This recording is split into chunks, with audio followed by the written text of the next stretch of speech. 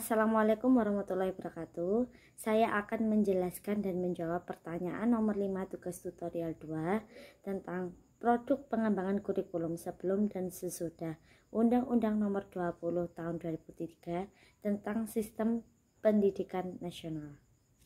Untuk produk pengembangan kurikulum sebelum Undang-Undang Nomor 20 Tahun 2003 terdiri dari landasan. Kurikulum adalah rancangan program pendidikan yang mana harus memiliki landasan yang kuat.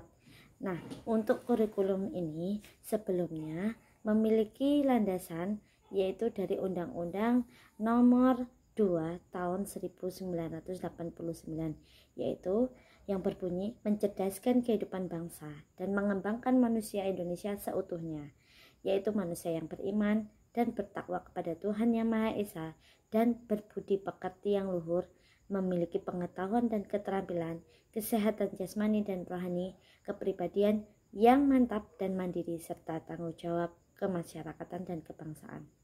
Selain itu, yang pertama adalah landasan. Landasan ini didasarkan oleh tahap perkembangan siswa. Tahap perkembangan siswa itu dari segi isi maupun cara penyampaiannya harus berbeda antara kelas rendah dengan kelas atas. Kemudian kesesuaian dengan lingkungan. Jadi kurikulum harus disesuaikan dengan lingkungan siswa. Dengan demikian siswa dapat belajar sesuai dengan pengalaman yang nyata di lingkungannya. Kemudian sesuai dengan kebutuhan pembangunan. Jadi kurikulum ini sesuai dengan pembangunan yang ada dalam suatu lingkungan tersebut. Kemudian perkembangan pengetahuan dan teknologi. Perkembangan ilmu pengetahuan dan teknologi ini berarti kurikulum sekolah dasar itu harus dinamis dan selalu mengikuti perkembangan ilmu pengetahuan dan teknologi. Selanjutnya menekankan kepada kemampuan dan keterampilan baca tulis hitung. Nah, baca tulis hitung ini adalah kemampuan dasar yang harus dimiliki oleh anak-anak SD. Karena dengan kemampuan ini, kemampuan awal ini dapat membantu untuk memahami atau mendapatkan ilmu pengetahuan yang lainnya. Kemudian, produk selanjutnya adalah tujuan dan program. Tujuan adalah sebagai pengembangan kehidupan siswa sebagai pribadi. Kemudian pengembangan kehidupan siswa sebagai anggota masyarakat, kemudian mempersiapkan siswa untuk mengikuti pendidikan menengah, yaitu pendidikan selanjutnya dari sekolah dasar menuju sekolah menengah pertama atau SMP. Selain itu, terdapat produk lainnya yaitu garis-garis besar program pengajaran atau GPPP. Nah, GBPP. GBPP memuat minimal kurikulum sebagai rencana tertulis. Secara umum di GBPP ini terdapat tujuan yang ingin dicapai, kemudian ada materi pokok, kemudian ada bahasan yang harus disajikan, proses atau strategi belajar mengajar yang digunakan sebagai alat evaluasi yang mengukur ketercapaian tujuan. Nah, selanjutnya ada penilaian. Penilaian sendiri adalah penilaian hasil belajar siswa dan penilaian kegiatan belajar mengajar. Selanjutnya adalah produk pengembangan kurikulum setelah diterbitkannya Undang-Undang Nomor 20 Tahun 2003 tentang Sistem Pendidikan Nasional. Yang pertama adalah standar isi. Standar isi mencakup lingkup materi dan tingkat kompetensi lulusan pada jenjang dan jenis pendidikan tertentu.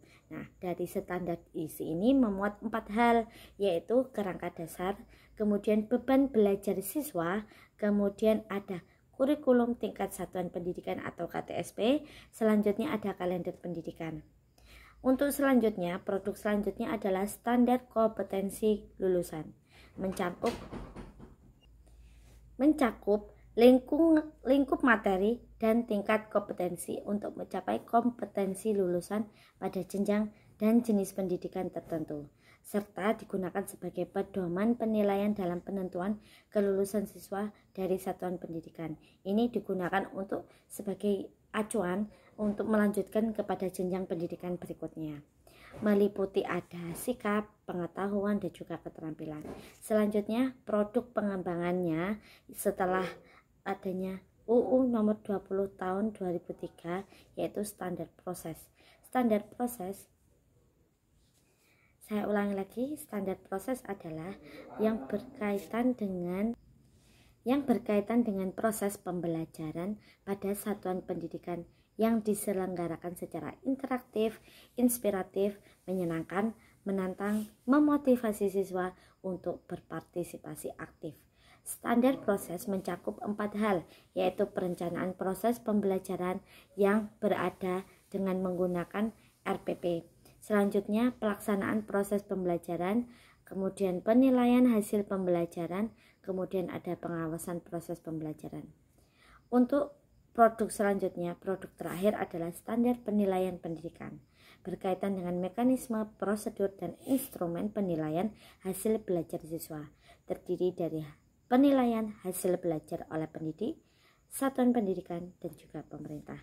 Demikian jawaban dari saya. Terima kasih. Wassalamualaikum warahmatullahi wabarakatuh.